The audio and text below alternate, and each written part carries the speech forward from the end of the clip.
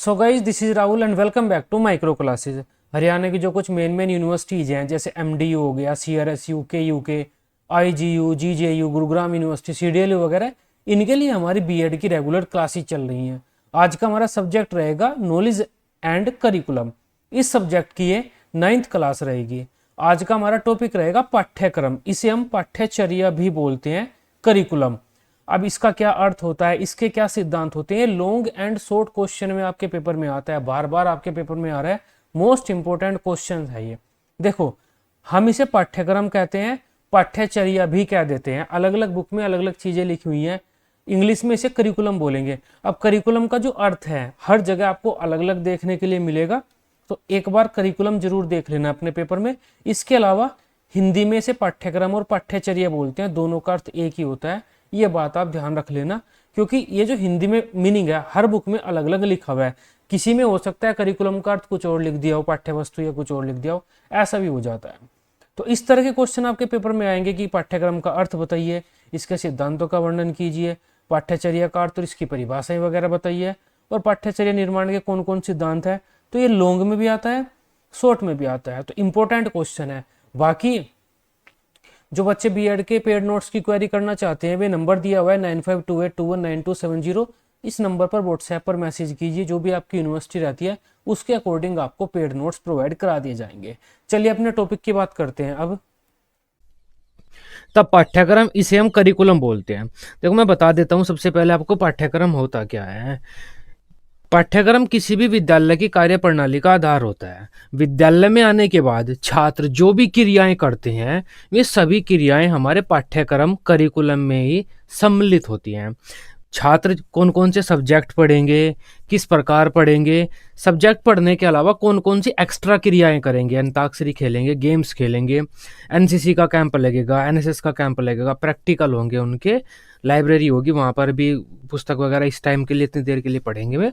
इस तरह की जो भी चीज़ें विद्यार्थी स्कूल में आने के बाद या कॉलेज में जाने के बाद करते हैं, वे सारी हमारे पाठ्यक्रम में सम्मिलित होती हैं। तब एक विद्यार्थी को किसी भी विद्यालय में या महाविद्यालय में जो भी अनुभव प्राप्त होते हैं, उन सभी अनुभवों का जो समूह होता है वह पाठ्यक्रम कहलाता है। देखो दो चीज होती है, मैं आपको बता देता हूँ। एक होता है सिलेबस, दूसरा होता है करिकुलम। सिलेबस तो होता है कि आप कौन कौन से सब्जेक्ट पढ़ेंगे, उसे तो आप सिलेबस कहेंगे कि मैथ का सिलेबस क्या है, हिंदी का सिलेबस क्या है, इंग्लिश का सिलेबस क्या है, कौन कौन से सब्जेक्ट आप पेपर में के लिए पढ़ेंगे स्कूल में अपने, और वे सब्जेक्ट कैसे पढ़ेंगे, ये तो आपका होता है सिलेबस। लेकिन करिकुलम क्या होता है, जो सब्जेक्ट आप पढ़ेंगे ये सब्जेक्ट भी, लेकिन इनके अलावा और एक्स्ट्रा क्रियाएं आप क्या करेंगे, वे दोनों को अगर आप सम्मिलित कर देते हैं, वो आपका करिकुलम बनता है। हम करिकुलम की बात कैसे करते हैं, ऐसे करते हैं कि उस विद्यालय के 9th क्लास के करिकुलम में एनसीसी का कैंप नहीं है, तो एनसीसी का कैंप करिकुलम का हिस्सा होता है। लेकिन 9th क्लास के करिकुलम में प्रैक्टिकल है, तो प्रैक्टिकल, एनसीसी का कैंप, ये सब हमारा करिकुलम में आता है। तब करिकुलम क्या हो जाता है, कोई भी विद्यार्थी विद्यालय में जाने के बाद जो भी क्रियाएं करेगा, टोटल पढ़ना, खेलना, कूदना, एक्सरसाइज करना, जो भी करेगा वह टोटल मिलाकर हमारा करिकुलम बनता है। अब आप समझ पाए होंगे करिकुलम क्या होता है। अब इसके बारे में थोड़ा सा पढ़ लेते हैं हम। प्राचीन समय में शिक्षा को द्विध्रुवीय प्रक्रिया माना जाता था। द्विध्रुवीय शिक्षा प्रणाली में शिक्षक तथा छात्रों को ही शिक्षण प्रक्रिया का अभिन्न माना जाता था। तो देखो ये मैंने आपको पढ़ाया था, जब फिलोसफी वाला जो सब्जेक्ट पढ़ाया था मैंने आपको, उसमें बताया था कि किसी ने शिक्षा को द्विध्रुवीय कहा है, किसी ने त्रिध्रुवीय कहा है। तो एडम्स ने द्विध्रुवीय कहा था, और कौन कौन से दो ध्रुव बताए थे एडम्स ने, एक तो शिक्षक बताया था, एक छात्र बताया था। लेकिन जॉन डीवी ने उसमें तीसरा ध्रुव भी ऐड किया था पाठ्यक्रम के नाम से, क्योंकि पाठ्यक्रम के अभाव में शिक्षण प्रक्रिया अधूरी सी रह जाती है, तथा शिक्षक पाठ्यक्रम के आधार पर ही छात्रों को ज्ञान प्रदान करता है। इसलिए जॉन डीवी ने इसमें पाठ्यक्रम नाम से तीसरा ध्रुव जोड़ा। पाठ्यक्रम ही शिक्षा का आधार होता है। इसी कारण आधुनिक समय में पाठ्यक्रम को विशेष महत्व दिया जा रहा है। इसके विकास के लिए महत्वपूर्ण कदम उठाए जा रहे हैं। तो हमने पाठ्यक्रम हेडिंग लिखी और उसके बारे में हल्का सा इंट्रोडक्शन दे दिया। अब हम इसका शाब्दिक अर्थ देंगे और फिर अपने शब्दों में अर्थ देंगे। इससे क्या होगा, हमारा लॉन्ग क्वेश्चन तैयार हो जाता है। अगर पाठ्यक्रम के शाब्दिक अर्थ की बात की जाए तो हिंदी का जो शब्द है पाठ्यक्रम, वो दो शब्दों से मिलकर बना है, पाठ्य प्लस क्रम। पाठ्य का तो अर्थ होता है पढ़ने योग्य, पाठ्य हम किसे बोलते हैं, जिसे हम पढ़ते हैं। क्रम का अर्थ होता है व्यवस्था। तब इस प्रकार जो हिंदी का शब्द है, इसका अर्थ हो जाता है पढ़ने योग्य विषय वस्तु की व्यवस्था। ये हमने इसका हिंदी का अर्थ दे दिया है। जो चीज़ें हम स्कूल में जाकर पढ़ेंगे, उनकी अगर हम एक व्यवस्था कर लें कि हम क्या चीज़ पहले पढ़ेंगे, क्या बाद में पढ़ाएंगे बच्चों को, क्या उसके बाद पढ़ाएंगे, तो वो जो व्यवस्था बनती है उसे हम पाठ्यक्रम बोलते हैं, हिंदी के शब्द की अगर बात की जाए तो। पाठ्यक्रम के लिए अंग्रेजी भाषा में करिकुलम शब्द का प्रयोग किया जाता है। जो करिकुलम शब्द है वह लैटिन भाषा के क्यूरेर, CURRERE, तो यहाँ पर डबल आर है, CURRERE, ध्यान रखना इसको, पेपर में गलत मत लिख कर आ जाना आप। तो जो करिकुलम है वह लैटिन भाषा के क्यूरेर नामक शब्द से बना है। क्यूरेर का अर्थ होता है दौड़ का मैदान। अब दौड़ का मैदान कहाँ से आया यहाँ पर पाठ्यक्रम में? देखो, अगर कोई धावक है, कोई लड़का है जिसे रेस लगानी है और सफलता प्राप्त करनी है, तब उसे दौड़ के मैदान को पार कर ही सफलता मिल सकती है किसी भी धावक को। ठीक इसी प्रकार किसी भी छात्र को पाठ्यक्रम रूपी दौड़ के मैदान को पार करके ही सफलता मिल सकती है। तो यहाँ पर जो क्यूरेर शब्द है उसका मतलब होता है दौड़ का मैदान, और सिलेबस पाठ्यक्रम, तो दोनों सिमिलर हो जाते हैं। कोई धावक दौड़ के मैदान को पार कर अपनी सफलता प्राप्त करेगा, ठीक इसी प्रकार कोई भी छात्र पाठ्यक्रम रूपी दौड़ का मैदान समझ लीजिए, उसे पार कर अपनी सफलता प्राप्त करेगा। तो दोनों सिमिलर हो जाते हैं इस तरह से। यहाँ पर दो शब्द दौड़ व मैदान प्रयुक्त हुए हैं। मैदान का अर्थ होता है पाठ्यक्रम से और दौड़ का अर्थ होता है छात्रों की क्रियाओं से। जिस प्रकार कोई धावक दौड़ के मैदान को पार कर ही सफल हो सकता है, ठीक उसी प्रकार छात्रों की सफलता भी पाठ्यक्रम रूपी दौड़ के मैदान को पार करके ही संभव होती है। दूसरे शब्दों में कहा जा सकता है कि पाठ्यक्रम वह मार्ग है जिसका अनुसरण करके ही विद्यार्थी शैक्षिक उद्देश्यों को प्राप्त कर सकता है या सफल हो सकता है। ये आपका शॉर्ट क्वेश्चन में आ जाता है कि पाठ्यक्रम जो शब्द है उसका शाब्दिक अर्थ क्या है। तो अब आपको यहाँ से और यहाँ तक लिखना है। हल्का फुल्का इसके बारे में और जो आप लिखना चाहते हैं लिख सकते हैं, लेकिन ये लिखना पड़ेगा, शॉर्ट क्वेश्चन में आ जाता है। ये इंपॉर्टेंट पॉइंट है कि पाठ्यक्रम का शाब्दिक अर्थ बता दीजिए, इस तरह से शॉर्ट क्वेश्चन भी आ जाता है। तब आप समझ गए पाठ्यक्रम क्या होता है। जो भी क्रियाएं छात्र विद्यालय में आने के बाद करते हैं, टोटल क्रियाएं, वे सभी एक विद्यार्थी के या किसी भी स्कूल के पाठ्यक्रम में सम्मिलित होती हैं। अब और पढ़ते हैं इसके बारे में। सामान्यतः पाठ्यक्रम किसी भी विद्यालय की कार्य प्रणाली का आधार होता है। किसी विद्यालय में छात्रों को क्या पढ़ाया जाएगा, किस प्रकार पढ़ाया जाएगा, किस प्रकार की क्रियाओं का आयोजन किया जाएगा, आदि सब पाठ्यक्रम में सम्मिलित होता है। इस प्रकार कहा जा सकता है कि विद्यालय में शिक्षक एवं शिक्षार्थी द्वारा सुनिश्चित उद्देश्य की प्राप्ति के लिए विद्यालयों तथा महाविद्यालयों में किए जाने वाले क्रियाकलापों का समूह ही पाठ्यक्रम कहलाता है। तो यहाँ पर वही बात लिखी हुई है, जो हमारे शैक्षिक उद्देश्य हैं उनकी प्राप्ति के लिए स्कूल व कॉलेजेस में जो भी सारी क्रियाएं होती हैं उन सभी को हम पाठ्यक्रम बोलते हैं।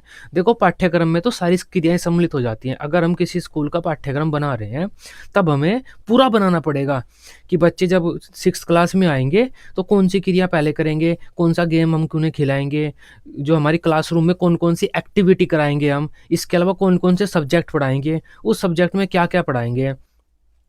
क्लासरूम एक्टिविटी के अलावा एक्सटर्नल एक्टिविटी बच्चे कौन सी करेंगे, कहाँ पर ट्रिप पर घूमने जाएंगे, कितने दिन की ट्रिप होगी, इसके अलावा एनसीसी का कैंप लगेगा नहीं, एनएसएस का लगेगा या नहीं, या और एक्स्ट्रा एक्टिविटी कौन कौन सी हो सकती है जो 9th क्लास के बच्चे के लिए हमें करानी चाहिए, वे हम वहाँ पर रखेंगे। गेम्स होते हैं स्कूल में, तो बच्चे कौन कौन सा गेम खेल सकते हैं 9th क्लास के, कितनी एज के, किस तरह के बच्चे गेम खेल सकते हैं।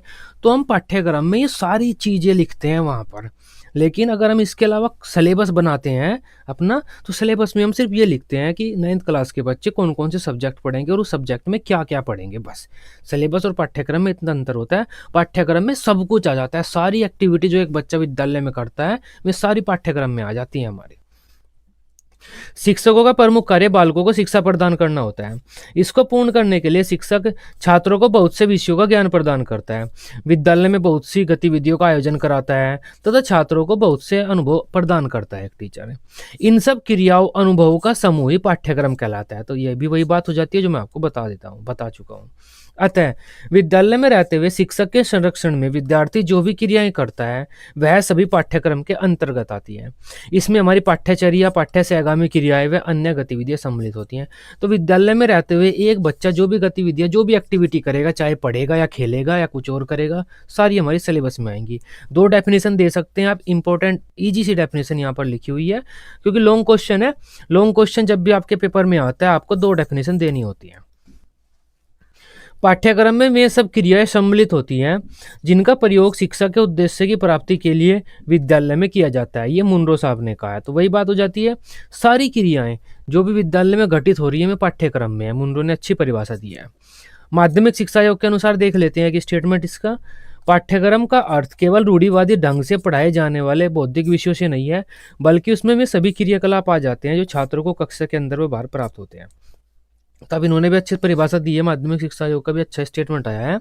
जो हम रूढ़िवादी ढंग से सब्जेक्ट पढ़ाते हैं ना, हिंदी, इंग्लिश, हिस्ट्री, पॉलिटिक्स, उनसे मतलब नहीं है पाठ्यक्रम का, बल्कि पाठ्यक्रम में सारे क्रियाकलाप आ जाते हैं जो छात्र कक्षा के अंदर व कक्षा के बाहर करते हैं। कक्षा के अंदर तो पढ़ते हैं और छोटी मोटी एक्टिविटी करते हैं, तो वो सारी चीज़ें आ जाएंगी। हमारी हिस्ट्री, ज्योग्राफी, पॉलिटिक्स वगैरह वगैरह तो आ गया। लेकिन कक्षा के बाहर हमारे गेम्स वगैरह खेलते हैं, एनसीसी, एनएसएस, स्काउट का कैंप होता है, वो सब आ जाता है। तो इन्होंने भी अच्छा कहा है कि पाठ्यक्रम के अंतर्गत में सभी अनुभव आ जाते हैं जो बच्चे विद्यालय में कक्षा के अंदर और कक्षा के बाहर प्राप्त करते हैं। अब अपने इंपॉर्टेंट क्वेश्चन की बात कर लेते हैं, जो कि हमारा पाठ्यक्रम निर्माण के सिद्धांत है। मान लेते हैं आप करिकुलम बना रहे हैं, करिकुलम डेवलपमेंट की टीम का हिस्सा है, तो कौन कौन से सिद्धांत लेंगे आप? सिद्धांत का मतलब होता है आधार। कौन कौन से आधार लेकर आप चलेंगे, किस आधार के तहत आप अपने सिलेबस, कॉलेज का या स्कूल का जो करिकुलम है उसे बनाएंगे? तो यहाँ पर ये हेडिंग लिखी हुई है, 12 हेडिंग यहाँ पर लिखी हुई है। ये 12 हेडिंग आप अपने पेपर में लिख सकते हैं। तो देखो, ये क्वेश्चन दो तरह से आता है। एक तो आ जाता है कि पाठ्यक्रम निर्माण के सिद्धांत कौन कौन से होते हैं, लेकिन एक इस तरह से भी आ जाता है कि पाठ्यक्रम निर्माण के आधार कौन कौन से होते हैं। तो आधार ही हमारे सिद्धांत होते हैं, कि आधारों को ही हम सिद्धांत मानकर अपने पाठ्यक्रम का निर्माण करते हैं।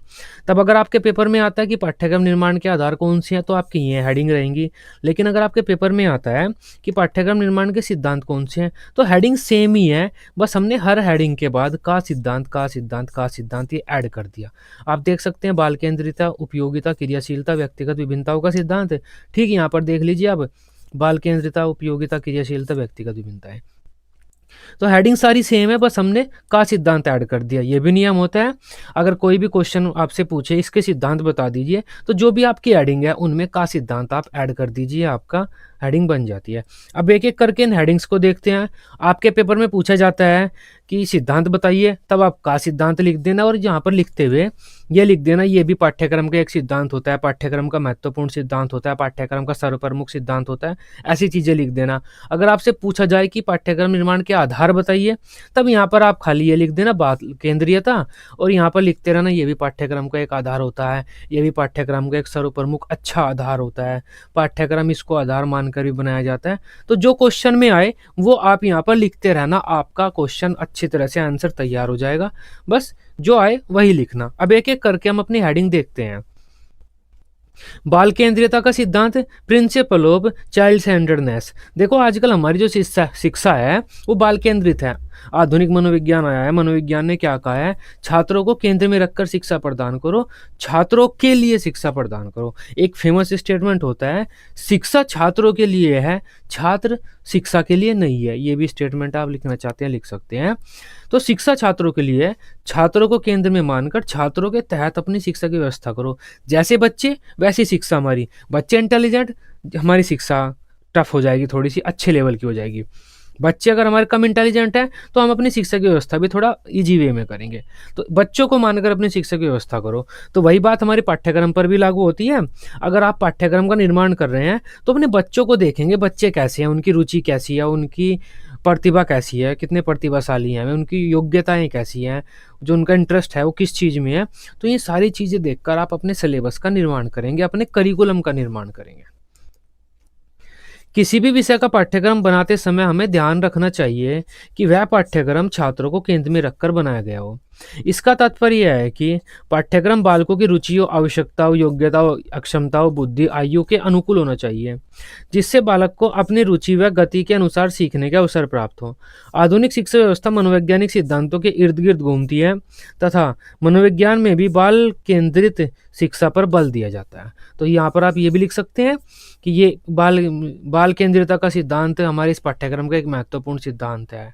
इस सिद्धांत के अनुसार वगैरह वगैरह ये चीज़ें भी आप लिख सकते हैं। यहाँ पर मैंने नहीं लिखा है क्योंकि जिस प्रकार का भी क्वेश्चन आता है, आधार के बारे में आता है तो आप आधार लिख लेना, बाल के सिद्धांत के बारे में आता है सिद्धांत लिख लेना, वो आप अपने शब्दों में इतना तो कर ही सकते हैं। नेक्स्ट है उपयोगिता का सिद्धांत। मतलब हमारा पाठ्यक्रम ऐसा होना चाहिए, अगर आप पाठ्यक्रम बना रहे हैं तो आप ऐसा पाठ्यक्रम बनाइए कि जो छात्रों के लिए उपयोगी हो। ऐसा नहीं है कि जो सब्जेक्ट, जो चीज़ें आप बच्चों को पढ़ा रहे हैं वे उन बच्चों के जीवन में काम ही न आए। ऐसी चीज़ें पढ़ाइए आप बच्चों को जो जिसे सीख कर बच्चे जब आम जनजीवन में अपने जाएँ, आम समाज में जाएँ तो कोई अच्छी नौकरी वगैरह कर लें या उनका विकास हो जाए, जिससे वे अपना जीवन अच्छे से व्यतीत कर लें। ऐसा पाठ्यक्रम हमें बनाना चाहिए जो बच्चों के जीवन में काम आए।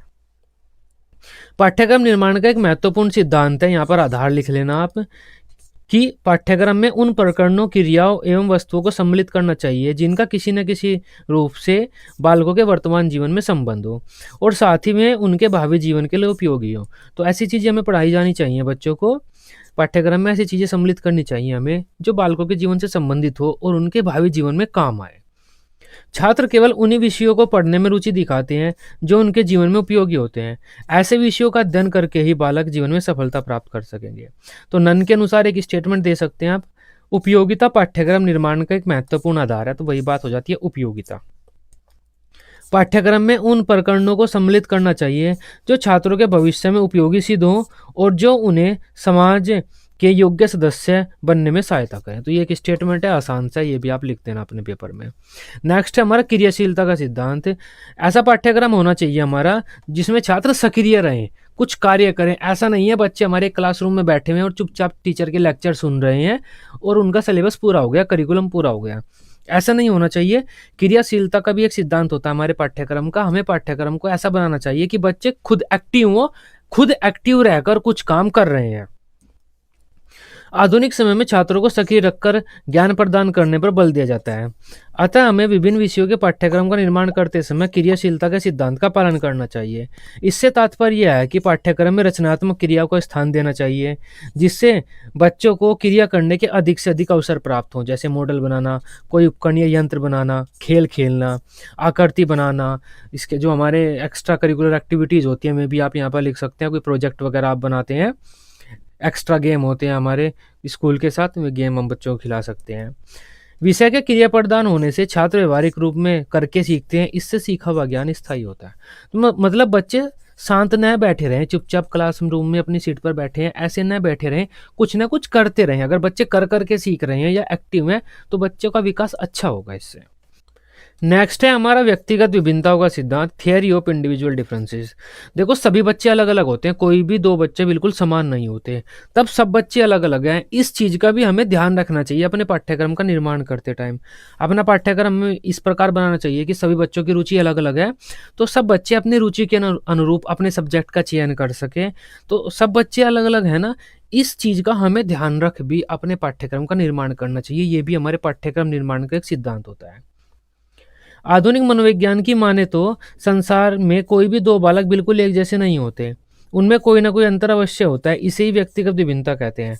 अतः पाठ्यक्रम का निर्माण करते समय हमें इस बात पर ध्यान देना चाहिए कि कक्षा में विभिन्न प्रकार के बालक होते हैं, उनकी रुचि, बुद्धि, आयु, सीखने गति आदि भिन्न होते हैं, तथा हमें अपने पाठ्यक्रम में ऐसे प्रकरणों को स्थान देना चाहिए जिससे इन व्यक्तिगत विभिन्नताओं को भरा जा सके। तो अलग अलग बच्चे अपने अलग अलग प्रकार के चैप्टर, बुक, सब्जेक्ट ले सकते हैं वगैरह वगैरह। इन चीज़ों का हमें ध्यान रखना चाहिए। नेक्स्ट है हमारा समाज केंद्रियता का सिद्धांत। हमें अपने पाठ्यक्रम का निर्माण इस प्रकार करना चाहिए जिससे हमारा समाज केंद्र में रहे। हम अपने समाज की आवश्यकताएं, अपने समाज की भौतिक स्थिति, आर्थिक स्थिति आदि को ध्यान में रखकर अपने पाठ्यक्रम का निर्माण करें। तो पाठ्यक्रम निर्माण का जो केंद्र होता है, यह एक सिद्धांत हमारा समाज भी होता है। समाज को देखकर भी हमें अपने पाठ्यक्रम का निर्माण करना चाहिए। जैसे अमेरिका जैसा डेवलप्ड नेशन है, सभी वहाँ पर जो चीज़ें हैं वे आजकल इलेक्ट्रॉनिक ही होती जा रही हैं। तो अगर मैं अपने पाठ्यक्रम में ज़्यादातर चीज़ें अपनी पेन पेंसिल से लिखने वाली करें, बच्चे पेन का यूज करके करें, करें तो उनके समाज के आधार पर वो नहीं होगा। तो इस चीज़ का हमें थोड़ा सा ध्यान रखना पड़ता है, जैसा हमारा समाज वैसी हमें चीज़ें अपने पाठ्यक्रम में रखनी पड़ती हैं। हमें पाठ्यक्रम का निर्माण करते समय समाज को भी ध्यान में रखना चाहिए तथा समाज को केंद्र में रखकर ही पाठ्यक्रम का निर्माण करना चाहिए। प्रत्येक समाज अपने बालकों के लिए शिक्षा की व्यवस्था करता है तथा शिक्षा के द्वारा अपने समाज में आवश्यक परिवर्तन लाना चाहता है तथा अपनी आवश्यकताओं की पूर्ति चाहता है। अतः हमें ऐसे पाठ्यक्रम का निर्माण करना चाहिए जिससे समाज की इन आवश्यकताओं की पूर्ति हो सके, जो हमारे समाज के अनुरूप हो और जिससे छात्र अपने आप को समाज में समायोजित कर सके और हमारा समाज प्रगति के मार्ग पर आगे बढ़ सके। इस प्रकार का पाठ्यक्रम का निर्माण करना चाहिए। ये भी हमारे पाठ्यक्रम निर्माण का एक सिद्धांत होता है। नेक्स्ट है हमारा समन्वय का सिद्धांत, कोऑर्डिनेशन। कोऑर्डिनेशन से मतलब होता है कि जो भी हम सिलेबस बच्चों का करिकुलम बना रहे हैं, उस करिकुलम में काफ़ी सारे सब्जेक्ट होते हैं, उन सब्जेक्ट में आपस में संबंध होना चाहिए। जैसे हमारा मैथ है, मैथ हम पढ़ते हैं, मैथ में जो चीज़ें हमने पढ़ ली वे सारी चीज़ें हमारी फिजिक्स में काम आती हैं। तो मैथ में अगर आपने कुछ पढ़ लिया है, मान लेते हैं अवकलन समाकलन आपने मैथ में पढ़ लिया है, फिर आप फिजिक्स पढ़ रहे हैं, फिजिक्स में अवकलन समाकलन लग रहा है तो आपका मन लगता है उस क्वेश्चन को करने में, आप जल्दी से कर लेते हैं, अरे ये तो मैंने पढ़ा हुआ है सर जी, इसको तो मैं बता दूंगा कैसे होना होता है। तो इन चीज़ों में संबंध हुआ ना, इससे बच्चे अच्छा सीखते हैं। इसके अलावा जो फिजिक्स में चीज़ है, आपने कोई टॉपिक फिजिक्स में पढ़ लिया, फिजिक्स में पढ़ने के बाद आप देखते हैं उस जैसा ही कोई टॉपिक आपको मिलता है केमिस्ट्री में, तो फिजिक्स और केमिस्ट्री में आपका संबंध हो जाता है। अणु परमाणु वाली में चीज़ें फिजिक्स केमिस्ट्री में सेम मिलते हैं। इसके अलावा केमिस्ट्री में आपने इक्वेशन पढ़ी, काफ़ी सारी इक्वेशन पढ़ते हैं, कुछ इक्वेशन आपको मिलेंगी वहाँ पर जाने के बाद बायोलॉजी में, चीज़ें समीकरण बायोलॉजी में मिलती हैं, हमारे शरीर में केमिकल रिएक्शन वगैरह होती हैं, तो मैं चीज़ें आप बायोलॉजी में समीकरण पढ़ती हैं। तो इस तरह सभी सब्जेक्ट में संबंध हुआ। इसके अलावा चाहे आप केमिस्ट्री ले लें, चाहे आप बायोलॉजी ले लें, मैथ के क्वेश्चन तो वहाँ पर भी आएंगे हल्के फुल्के से, चाहे हल्का फुल्का आएगा तो इस तरह से संबंध हो जाता है।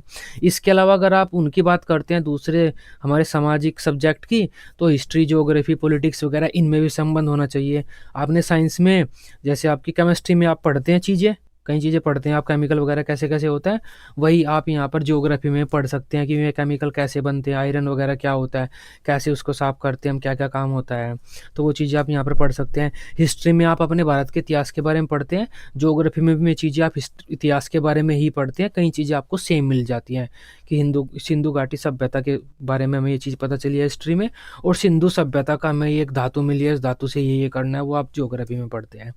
तब इस तरह से सेम चीज़ें जब अलग अलग सब्जेक्ट में होती हैं तो बच्चों का मन लगता है और बच्चों को ये लगता है कि ये जो पाठ्यक्रम है ये बोझ नहीं बन रहा हम पे, हम एक बुक को पढ़कर दूसरी बुक के बारे में भी जानकारी ले सकते हैं। तो समन्वय के सिद्धांत का भी हमें पालन करना पड़ता है अपने पाठ्यक्रम का निर्माण करते टाइम। ये जो चीज़ें मैंने आपको बताई हैं वो आप अपने पेपर में लिख सकते हैं। ये जो क्वेश्चन है अलग अलग पेपर में आता है, तो जिस तरह का कोई पेपर हो उस तरह के आप उदाहरण दे सकते हैं। बाकी आप सारी चीज़ें भी लिख दीजिए जो मैंने आपको बताया, किसी भी पेपर में फ़र्क कोई नहीं पड़ता। पाठ्यक्रम का निर्माण करते समय हमें इस समन्वय के सिद्धांत को भी ध्यान में रखना चाहिए, जिससे हम विभिन्न विषयों में तथा किसी विषय के उप विषयों में समन्वय बैठा सके। मतलब हमें क्या करना चाहिए, अलग अलग विषयों में समन्वय, कोऑर्डिनेशन बैठाना चाहिए, और किसी एक सब्जेक्ट के अलग अलग सब्जेक्ट में भी कोऑर्डिनेशन बैठाना चाहिए। जैसे अगर मैथ की बात करें, तब मैथ में जितने भी हमारे अलग अलग मैथ होते हैं, अंकगणित, बीजगणित, रेखागणित, सांख्यिकी वगैरह, उनमें भी हमें समन्वय बैठाना चाहिए, उनके भी टॉपिक कॉमन होने चाहिए, कुछ चीज़ें काम आनी चाहिए। अगर इंग्लिश की बात करें तो काफ़ी सारी इंग्लिश होती हैं हमारी, प्रोज, पोएट्री, ग्रामर वगैरह। सामाजिक सब्जेक्ट की बात करें, history, geography, politics, economics, social science वगैरह, तो इतने जो सब्जेक्ट होते हैं इनमें भी हमारा समन्वय होना चाहिए। तो सब्जेक्ट में तो समन्वय होना ही चाहिए, लेकिन किसी सब्जेक्ट के जो उप सब्जेक्ट हैं, उप विषय हैं, उनमें भी समन्वय होना चाहिए। अर्थात गणित विज्ञान तथा सामाजिक विज्ञान आदि विषयों के प्रकरणों में संबंध होना चाहिए तथा इनके उप विषय जैसे अंकगणित, बीजगणित, सांख्यिकी, रेखागणित या फिर हमारा हिस्ट्री, ज्योग्राफी, इकोनॉमिक्स आदि में भी आपस में संबंध होना चाहिए। इससे छात्र एक विषय का ज्ञान प्राप्त करते करते अन्य विषयों के बारे में भी जानकारी प्राप्त कर लेंगे तथा छात्रों को पाठ्यक्रम बोझ प्रतीत नहीं होगा। अब नेक्स्ट बात करते हैं। शैक्षिक उद्देश्यों की प्राप्ति का सिद्धांत, देखो हमारे कुछ शैक्षिक उद्देश्य होते हैं जिन्हें हमें प्राप्त करना होता है। हमारा पाठ्यक्रम इस प्रकार से बनना चाहिए जिससे हमारे शैक्षिक उद्देश्य प्राप्त हो जाएं, ये तो हमारा मेन सिद्धांत होता है। हमारा समाज हमारे लिए उद्देश्य निर्धारित करता है कि हमें बच्चों को इस प्रकार विकास करना है, इस तरह के बच्चे हमें चाहिए अपने, तो वो हमारा शैक्षिक उद्देश्य होता है। शैक्षिक उद्देश्य निर्धारित होने के बाद जो हम पहला काम करते हैं वो अपना पाठ्यक्रम का निर्माण करते हैं, अपना सिलेबस डिजाइन करते हैं, अपना करिकुलम डिजाइन करते हैं उस अकॉर्डिंग जो हमारे उद्देश्य होते हैं, जिससे कि हमारे में उद्देश्य प्राप्त हो जाए। पाठ्यक्रम निर्माण का प्रमुख उद्देश्य शैक्षिक उद्देश्यों की प्राप्ति करना होता है। अतः हमें पाठ्यक्रम का निर्माण करते समय इस सिद्धांत को नहीं भूलना चाहिए। हमें अपने पाठ्यक्रम में ऐसे विषयों, उपविषयों, प्रकरणों को स्थान देना चाहिए जो हमारे शैक्षिक उद्देश्यों से संबंधित हो, जिससे शैक्षिक उद्देश्यों की प्राप्ति संभव हो सके तथा छात्रों का सर्वांगीण विकास हो सके। नेक्स्ट बात कर लेते हैं हम रचनात्मकता का सिद्धांत।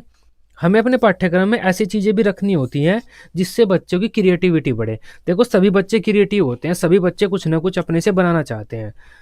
अगर आप छोटे बच्चे की बात करें, छोटे बच्चे को आप कोई खिलौना दे दीजिए, बच्चा उस खिलौने को तोड़ेगा, फोड़ेगा, उसे फिर अलग अलग एंगल में जोड़ देगा, तो अपनी तरफ से कुछ बना देगा। इस आधार पर हम कह सकते हैं कि सभी बच्चे क्रिएटिव हैं, अपनी क्रिएटिविटी दिखाना चाहते हैं। हमें अपने पाठ्यक्रम में ऐसी क्रियाओं को भी स्थान देना चाहिए जिससे बच्चों की रचनात्मकता का विकास हो, उनकी क्रिएटिविटी का जो किस स्किल है वो बढ़े, अच्छा हो, बेहतर हो। बालकों में रचनात्मक प्रवृत्ति बहुत अधिक होती है, अतः पाठ्यचर्या में ऐसे अवसर प्रदान किए जाने चाहिए जिससे उनकी रचनात्मक एवं सृजनात्मक शक्तियों का अधिक से अधिक उपयोग किया जा सके। इसके लिए हम पाठ्यक्रम में प्रोजेक्ट निर्माण, जो हमारा जो प्रोजेक्ट होता है, प्रोजेक्ट बनाते हैं आप, मिड डे मील वाला बनाते हैं, दूसरा बनाते हैं, तो प्रोजेक्ट बच्चों को हम देते हैं। वस्तु निर्माण, अलग अलग वस्तुओं को बनाने के लिए कह सकते हैं, आदि प्रकरणों को शामिल कर सकते हैं अपने पाठ्यक्रम में। छात्रों की रचनात्मकता का विकास छात्रों के सर्वांगीण विकास को उचित दिशा प्रदान करता है। अतः हमें इसके लिए बालकों को प्रोत्साहित करना चाहिए तथा उचित निर्देशन प्रदान करने चाहिए। तब हमें बच्चों की जो रचनात्मकता है उस पर भी बल देना चाहिए। नेक्स्ट है हमारा संस्कृति का ज्ञान। देखो हमारी जो संस्कृति है, सांस्कृतिक ज्ञान भी हमें बच्चों को प्रदान करना पड़ता है अपना। तो ऐसा नहीं है कि हम पूरा मॉडर्नाइजेशन अपने समाज की स्थिति वगैरह के अनुसार अपने पाठ्यक्रम को निर्माण कर रहे हैं, लेकिन हमारी जो संस्कृति है उसे हम पीछे छोड़ दें। अपनी संस्कृति का ज्ञान भी अपने बच्चे को प्रदान करना पड़ता है हमें। पाठ्यक्रम के निर्माण के समय इस बात का भी ध्यान रखा जाना चाहिए कि इसमें उन विषयों, वस्तुओं, क्रियाओं को अवश्य शामिल किया जाए जिससे बालकों को अपनी संस्कृति एवं सभ्यता का ज्ञान प्राप्त हो सके। शिक्षा का उद्देश्य संस्कृति एवं सभ्यता का संरक्षण एवं विकास करना है। अतः हमें पाठ्यक्रम इस उद्देश्य की प्राप्ति में सहायक होना चाहिए। अतः हमें ऐसे पाठ्यक्रम का निर्माण करना चाहिए जो इस उद्देश्य की प्राप्ति में सहायता प्रदान करे हमें। अवकाश के सदुपयोग का सिद्धांत, principle of using free time properly. देखो जो हमें अपने पाठ्यक्रम का निर्माण इस प्रकार करना चाहिए कि जिससे बच्चों के अवकाश का भी सदुपयोग हो सके। जो बच्चों के पास खाली टाइम है उसमें भी कुछ आलतू फालतू की क्रियाओं में न लगे, उसका अच्छी तरह से प्रयोग कर सकें। वर्तमान समय में अवकाश के समय का भी सदुपयोग करने पर बल दिया जा रहा है, क्योंकि अगर अवकाश के उपयोग का बालक को सही प्रशिक्षण नहीं दिया जाता तब उसके गलत दिशा में जाने की संभावना अधिक रहती है। अतः पाठ्यक्रम इस प्रकार का होना चाहिए जो बालकों को अवकाश में पढ़ने व कार्य करने के लिए प्रशिक्षित कर सके। इससे छात्रों को समय का सदुपयोग करने की आदत पड़ती है। अब नेक्स्ट बात कर लेते हैं हम भविष्य चेतना का सिद्धांत। तो हमें पाठ्यक्रम ऐसा बनाना चाहिए जो छात्रों के भविष्य में काम आए। एक तो हमने पिछली हेडिंग पढ़ी है कि जो बच्चों के जीवन में काम आए, लेकिन देखो क्या है, चीज़ें समय समय पर बदल रही हैं। मान लेते हैं आज हम देख लेते हैं कि ये चीज़ बच्चों के जीवन में काम आएगी, लेकिन क्या पता वो 10 साल बाद काम न आए। तो हमें भविष्य के बारे में सोचकर कि आगामी भविष्य में क्या चीज़ें हो सकती हैं, उनके आधार पर अपने पाठ्यक्रम का निर्माण करना चाहिए। हमें पाठ्यक्रम का निर्माण भविष्य को ध्यान में रखकर करना चाहिए, क्योंकि समाज की प्रकृति ऐसी होती है कि उसमें परिवर्तन होता रहता है। समाज में निरंतर परिवर्तन होता रहता है। अतः ऐसा हो सकता है कि जिन सिद्धांतों और वस्तुओं के बारे में आज हम छात्रों को जानकारी प्रदान कर रहे हैं, कल उनकी जरूरत ही न रहे, कोई अन्य वस्तु या सिद्धांत उनकी जगह घेर ले। तो इसलिए हमें भविष्य के बारे में सोच विचार करिए कि भविष्य में कौन कौन सी चीज़ें आ सकती हैं, आगामी भविष्य में समाज में क्या क्या परिवर्तन हो सकते हैं, उनके आधार पर अपने पाठ्यक्रम का निर्माण करना चाहिए। अतीत के संरक्षण का सिद्धांत तो को हम अपने भविष्य वगैरह के बारे में सोचकर और अपनी अब समाज की स्थिति वगैरह के बारे में सोचकर पाठ्यक्रम का निर्माण कर रहे हैं, लेकिन हमें अपने अतीत के बारे में नहीं भूलना चाहिए। जो हमारी चीज़ें घटित हो चुकी हैं हमारे साथ, उनकी जानकारी भी हमें अपने बच्चों को देनी होती है। तो आप हिस्ट्री के माध्यम से भी जानकारी अपने बच्चों को दे सकते हैं। इसके अलावा जो भी आप दूसरा सब्जेक्ट पढ़ रहे हैं, ज्योग्राफी, केमिस्ट्री, फिजिक्स, उसमें भी जो टॉपिक आप पढ़ रहे हैं उसकी हल्की सी हिस्ट्री आपको बतानी चाहिए। इससे बच्चों को क्या पता चलेगा, अपने अतीत के बारे में पता चलेगा कि हमसे पहले हमारे समाज में क्या क्या हो चुका है, कैसी कैसी स्थिति थी हमारे समाज में। नेक्स्ट है हमारा भविष्य के आधार पर पाठ्यक्रम का निर्माण करते करते हमें अपने भूत को भी नहीं भूलना चाहिए। हमें छात्रों को अपने अतीत का ज्ञान भी प्रदान करना चाहिए। इससे हमारा अतीत संरक्षित रहता है। इतिहास विषय के माध्यम से हम छात्रों को अपने इतिहास से परिचित कराते हैं। इसके अलावा भी अन्य विषयों के शिक्षण में हमें उन विषयों के इतिहास और जो टॉपिक हम पढ़ा रहे हैं उस टॉपिक के इतिहास से छात्रों को परिचित कराना चाहिए। इससे जो हमारा अतीत होता है वह संरक्षित रहता है। तभी आज का हमारा टॉपिक था करिकुलम क्या होता है। आई होप इस टॉपिक को अब आप आसानी से समझ पाए होंगे। वीडियो अच्छी लगी हो आप इसे अपने बीएड ग्रुप में दोस्तों के साथ शेयर कर सकते हैं। बीएड की सभी सब्जेक्ट की डेली रेगुलर क्लासेस लेने के लिए आप इस चैनल को सब्सक्राइब कर सकते हैं।